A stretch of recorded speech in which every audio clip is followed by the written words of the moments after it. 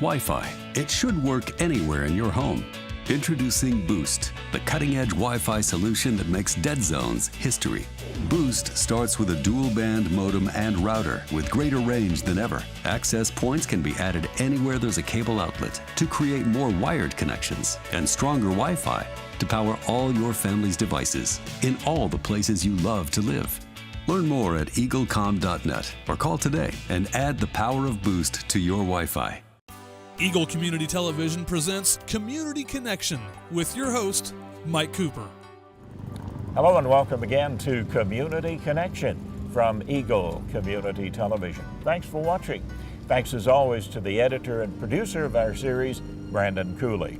We're at the Center for Applied Technology on the campus of Fort Hays State University with the Vice President for Student Affairs, Dr. Joey Linn, as we talk about, well, let's start with the highlights of the new semester, if we could, Dr. Linn. You know, if you can't get excited about the start of the semester, what can you get excited about? Everything's going really, really well.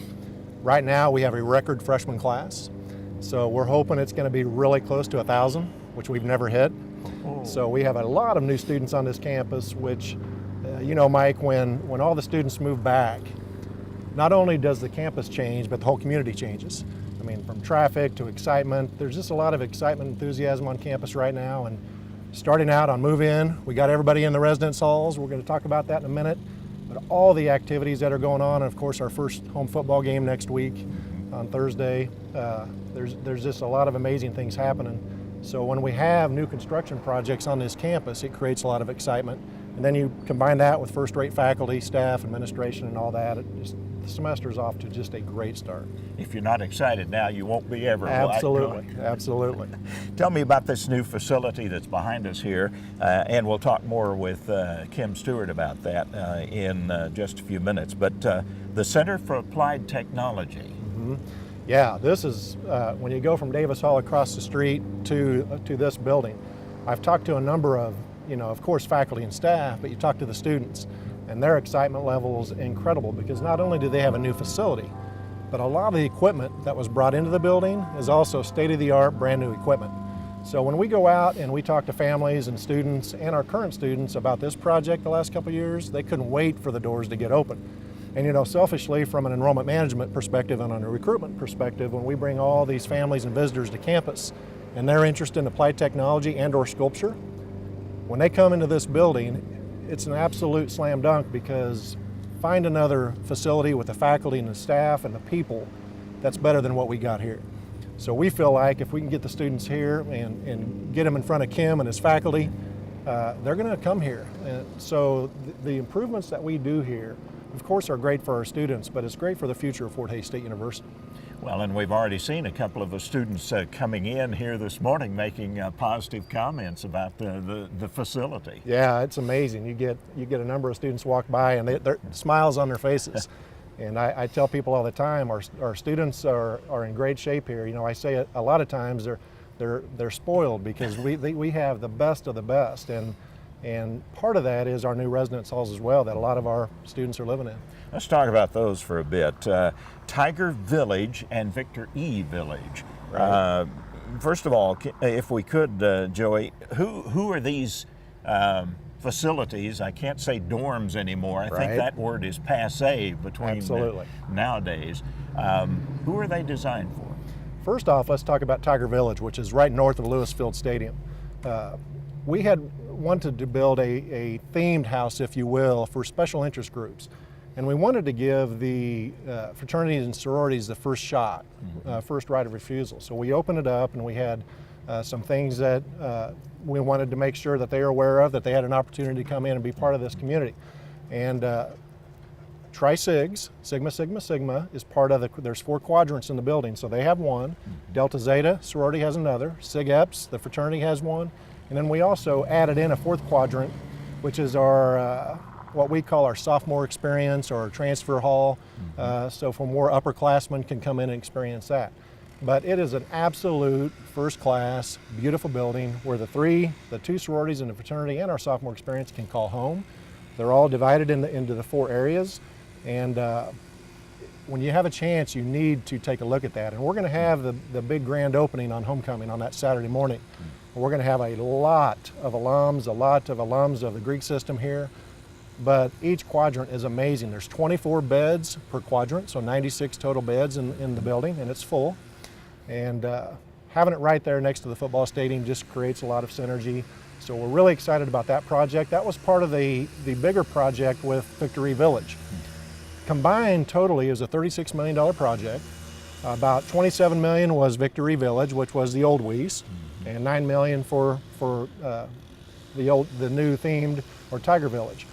So talking about Victory Village, we have 406 beds in Victory Village, which is basically the Weiss replacement. I can tell you, as of what I heard the other day, 403 of the 406 beds are taken. Oh my. So we are almost at capacity. So we're waiting on a few people that still may show up and take that over. The building itself is really designed uniquely because it is around learning communities, that living learning community. So we have what we call 28 beds per pod in the building. So there are 14 double rooms per pod, and each pod is a learning community.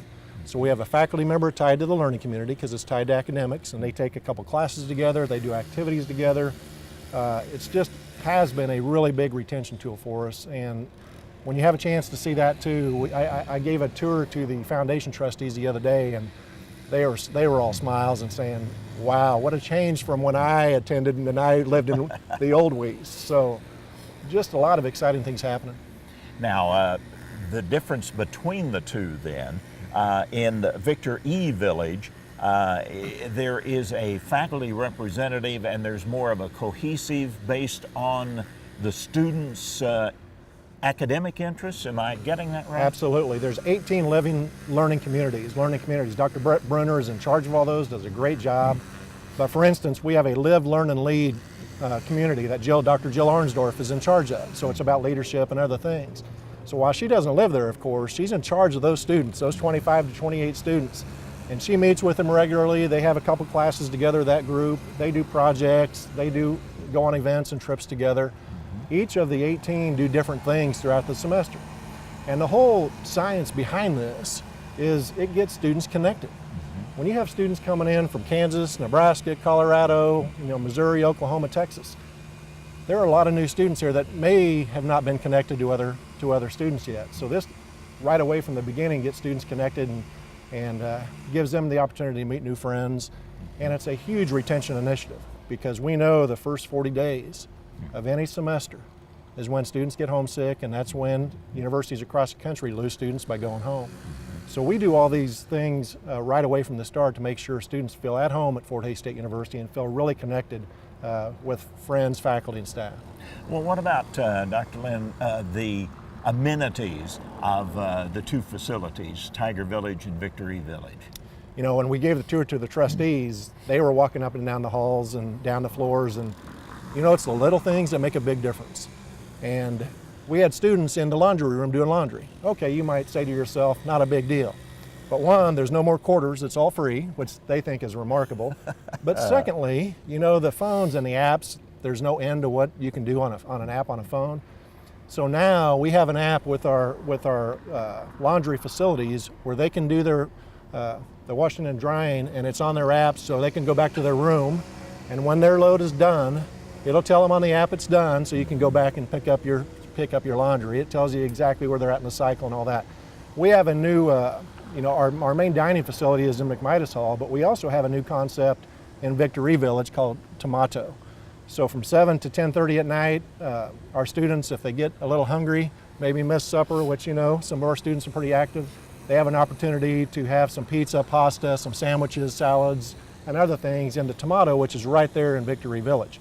And of course we have rec rooms in there, so if they want to play ping pong, pool, do all those type of things, they can do that. So there's a number of things that truly make it a great living environment.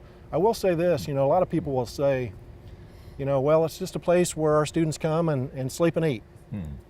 So much more than that. And it's part of our student success initiative here. Because when we talk about student success at Fort Hays, it encapsulates not only all the academic things, but also student residential life. Because the student residential life for recruitment, when families come and visit, they see the residence halls now and they're like, wow. Secondly, it's a retention initiative. So once they're here, they have to love their living environment and the food in the residence halls and all that sort of thing. So it's part of our big student success initiative that we put out there for all of our students. And as we've talked in the past, Dr. Linn, student retention is very important because colleges all across the country experience the type of pressures that they have to recruit students to begin with, but to keep them active as well. It's not only important because of the Board of Regents, our bosses tell us it's important and we need to do better with retention, but we know that, it's important if we're going to admit a student to Fort Hays State University. If we're going to say we want you and you're admissible and you can come, then we need to do everything in our power to make sure that we provide them a first-class academic department with great faculty, which we have here, and then all the wraparound services that these students need when they're away from home for the first time, which a lot of them are. So we have a wonderful Kelly Center. If they, any type of counseling they need or want to talk to you about anxiety and first test coming up, we have free tutors.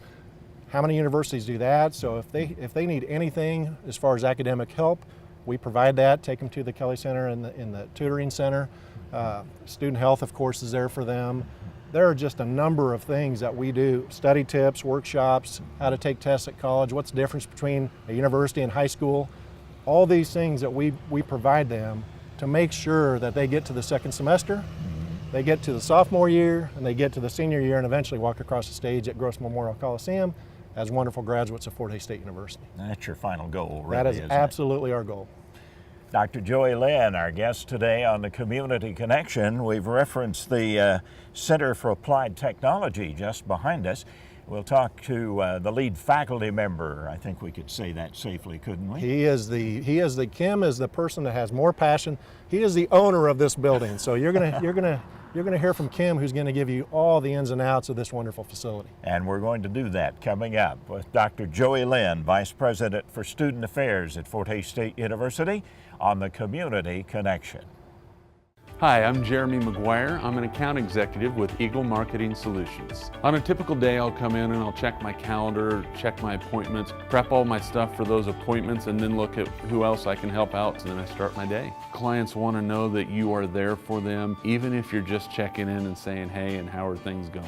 What I enjoy most about my job is the people. Not only the people that I work with here at Eagle Communications, but also the people that I get to work with out in the community and find marketing solutions that work for them.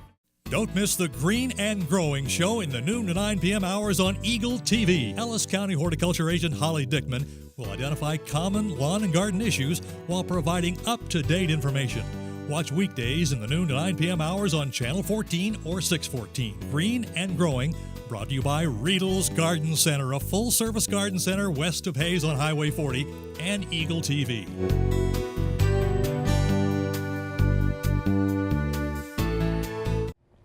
Back with our Community Connection as we're on campus at Fort Hays State University with Kim Stewart, who is the chair of the Department of Applied Technology at Fort Hays State University. That's the building directly behind us. And I've got to say, Kim, you're probably much like a proud new father, I would suspect. This is an awesome facility. To see the kids come in last week and to see their faces of the new surroundings was just tremendous. New equipment, in a lot of the facilities that we have here, and specifically in our building. And so, yeah, we're pretty proud of what's happening behind us. Previously, when we were visiting with Dr. Linn, in our interview, there were students who were coming up to the building and making positive comments to us about their experience that's coming. We're seeing a lot of that. Those students who are returning, from last year and knowing the facility we had, which served us well, which was Davis Hall for 65 years, and then being able to come into our new facility, it's just a neat environment. And those freshmen that are coming into a situation that we've not had before, and so it's quite a building. Well, let's talk, Kim, about applied technology. Define it for us. What does it involve as far as the students are concerned? Well, applied technology for us has grown out of technology studies, and prior to that it was industrial education. And so really what it means is that we're using tools and processes from the past and implementing procedures and equipment that we're using in today's world. And so, you know, when you talk about somebody in the construction industry, you use more than just a hammer and nail now. We're using total stations, we're using I-plan tables, we're using computer-aided drafting equipment, you know, things that are top of the line technology. If you're talking in manufacturing technology, we have computer numerical controlled equipment, CNC equipment. And so, you know, the environment has changed. If you're talking, you know, the power and energy industry, you know, power, energy, and transportation, that industry has changed. And so we also incorporate engineering, drafting, design within this building. And of course, we have sculpture here from the art department that's also in here. And so we have a range of things that go on. And I probably should not exclude robotics, hydraulics, and pneumatics that we do here. So there's a wide range of things that are incorporated into applied technology. And applied technology really has an industrial setting to it. And this building really shows off the things that are happening within, you know, the technology that's happening with those industries. And of course, we've always put together or put out excellent technology education and engineering teachers. And so that's another part of what we do. So, you know, to really have a one-word definition for what we do is really pretty hard because we have a big scope of things that are on our plate. And sounds like an awful lot of opportunities for students in a lot of different fields, Tim. It is amazing.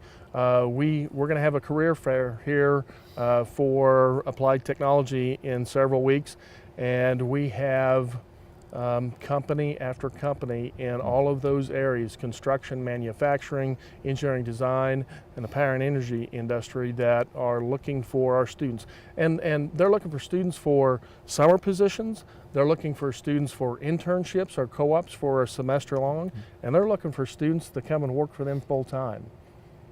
And so that, you know, it's you know, our world is putting out students that can get employment after they're done at Fort Hays. And sounds like they're going to be right up with the latest technology that the industry itself is using and working with. That is for sure, because we actually have an advisory board that helps us kind of with our curriculum and needs assessments. And so that's been a big thing for us is to go through a process to have an advisory board help us. The other thing that we've done over the course of the last year is we've went through an ATME accreditation process, which is the Association of Technology, Management, and Applied Engineering. We'll have our final stamp of approval this November at the National Convention for the ATME, and so we have to go before their board and do a final presentation.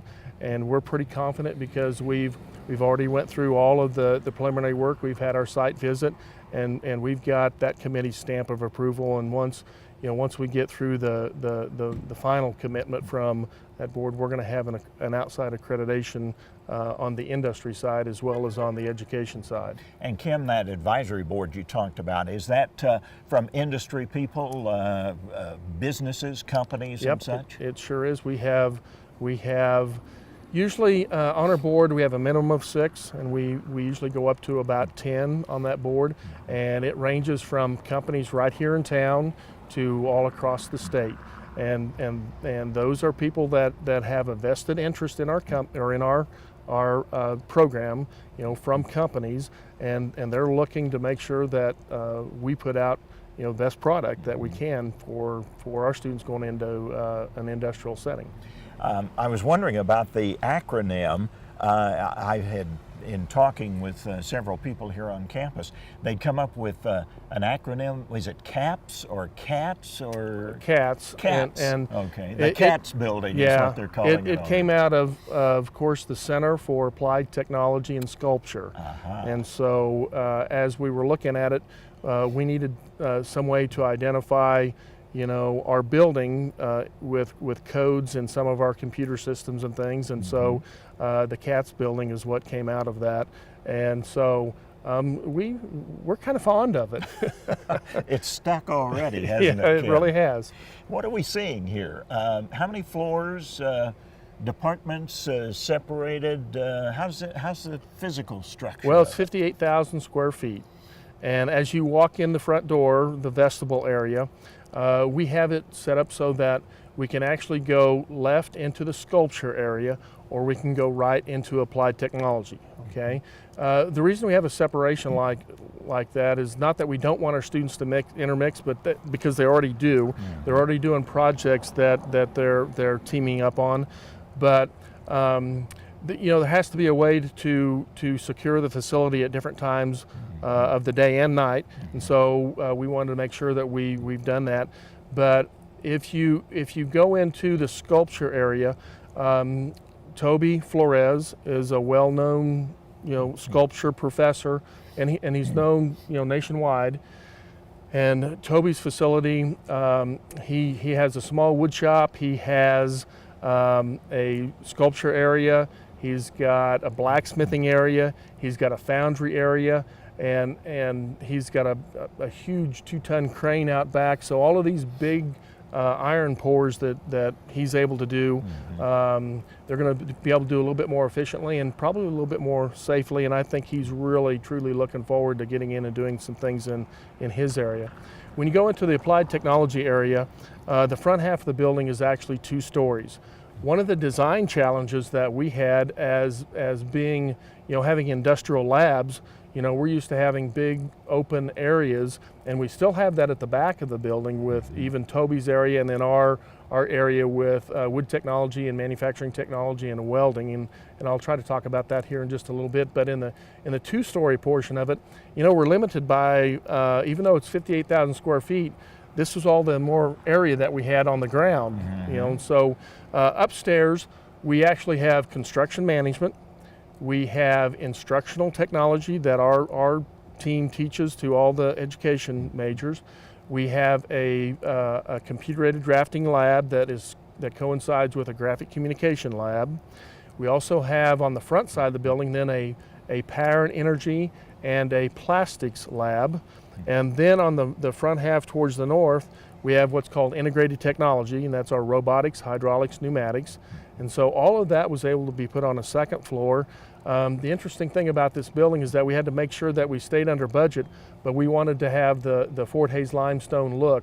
So we have that on the front half of the building. As we work our way back to the back half of the building, we get into some man-made cut stone, and then we get into some tilt-up type walls to kind of even out the square foot cost. But on the lower portion of the front half, we also have our main offices are there.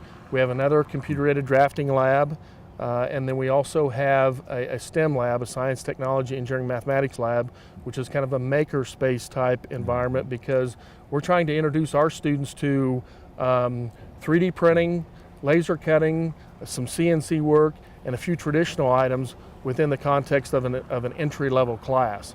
And so it's important that we introduce those students to some of the newest technology. And then going back to the back, we do have traditional metals labs. We have traditional wood labs that have all new equipment in it. They are computer-controlled equipment a lot of times. So it's an interesting thing that's happened in that world. And of course, clear at the back, we also have some spray booths, some storage, and then we also have a welding facility that our students take part in as part of their curriculum, but we also house North Central Kansas Welding Technical College portion of it. So they have a faculty member here that teaches their welding program when we're not using that portion of the building. Then we have a second-year partnership with them that their students come into our classes second year, and it works out fantastic. So the entire scope of this building is pretty awesome for all those students. But I would like to talk about just some of the areas that are in the two-story portion of it. We have 2 seminar classes that are able to open up so that when we have conferences and we bring students in for recruiting, it all opens up, and through that particular area, we have places for students just to hang out. And so I'm really excited about that, because in the course of the last couple of weeks since we've started school, students are making this building their home. They camp out, they do their homework, they stay between classes, and the atrium area is just full of students a lot of the time. And so when you have that going on in your building, we kind of think we've done something right. I was going to say, students' ownership is pretty important there, Yes, Kim. yep, it really is. And right across the street from us, the former memories of 65 years, Davis Hall. What's the future there? Well, the future for Davis Hall is that it's going to come down, and then facilities planning is coming up with a couple of buildings that are going to go up in that particular area. I would like to relay to all of our graduates that although we're taking Davis Hall down, all of the history and all of the memories we're bringing over to this building. We have a wall of history that we've got in this building, so we haven't forgot about our roots and where we came from, and how important it was for us to have Davis Hall for the last 65 years. Lots of memories and lots of students through that hall right there. Yes, there has been. But again, the changes in the campus are just remarkable, Kim. Isn't this awesome? I've got to tell you, I just get a big smile on my face when I drive around campus. I was a student here, and graduated in 1981, and so for me to drive around campus and know where the campus was at that time, and to be able to see some of the things that have happened over the course of the last 20 years. Our upper administration they've done a great job with leadership and seeing the future for this campus. Well, and as one of our Fort Hays graduates, producer Brandon Cooley said, he couldn't recognize the campus many years ago, and now it's just unbelievable, the changes that are here. And the improvements, of course, obviously. Oh, it's a tremendous facility-wise for students. They're going to get a great education, and they're going to get a job when they're done here. And that's the bottom line, That's for sure. Kim. Kim Stewart, Chair of the Department of Applied Technology at Fort Hays State University, our Community Connection.